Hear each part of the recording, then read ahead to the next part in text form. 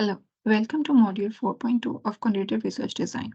My name is Arali Padhani and I am currently studying and working at University of Adelaide. In this module, we will distinguish between cross-sectional and longitudinal studies. As we discussed in Module 4.1, that longitudinal and cross-sectional studies both are types of observational studies. In our session today, we will go through different types of observational studies, and we will also look at the difference between longitudinal and cross-sectional study design. There are different types of observational studies: cohort studies, which are also known as longitudinal studies, case control studies, cross-sectional studies, and case reports. The case reports are also grouped together and known as case series. A case study or a case report is in-depth or an intensive study of a single individual or a specific group, while case series is a grouping of similar case studies or case reports together. A case study or a case report can be used in instances like while reporting a typical, atypical, or an abnormal behavior or development. Or it is also used in reporting of an unexplained outcome to a treatment, or it is also used in reporting an emerging disease or a condition. In case series or case report, physicians usually report on series of cases and make inference about causation. They usually have a denominator of only one or a small number of cases. They don't have a comparison arm, and it is usually used for hypothesis development. I've just left an example for you to have a look at it for your better understanding. Second type of observational study is case control study. Case control study is a study design in which you select cases with a disease and compare their past exposures with a selected group of non-cases, usually known as controls. The other type of design is cross-sectional study, which is also known as a snapshot study.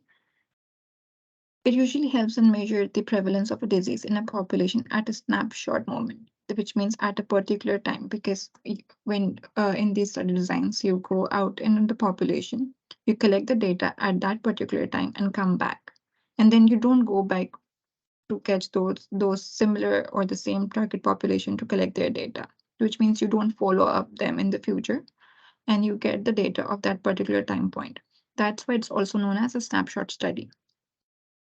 Cross-sectional studies also measure the true burden of disease in a population. The other type of study design is the cohort study design. Cohort study is a study in which you follow a group of people, the cohort, over a time to find out how the exposure relates to the occurrence of a health outcomes. For a cohort study, you start with a random sample or the target population, just like cross-sectional study, and then you establish the exposure status that's exposed or non-exposed. Then you follow up them over time to identify incident cases of the disease, which is your outcome. Then you compare the risk of beginning an incident case in those exposed at baseline compared to those who are not exposed. There are different types of cohort studies: prospective and retrospective. In prospective cohort studies, you identify the exposed and unexposed population and follow them for outcomes into the future. While in retrospective, which is also known as historical cohort study, in this study, you identify a population in the past and find out what has happened to them up to the present with regard to the exposure. The other type of study design is nested case control study. A nested case control study is a study in which you nest a population within a cohort.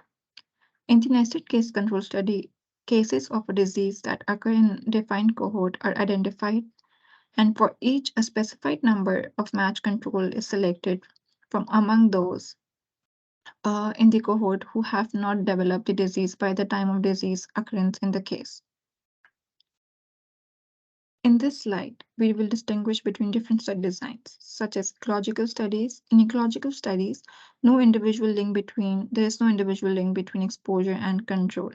But in cross-sectional study, you identify the exposure and disease in a population at the same time point.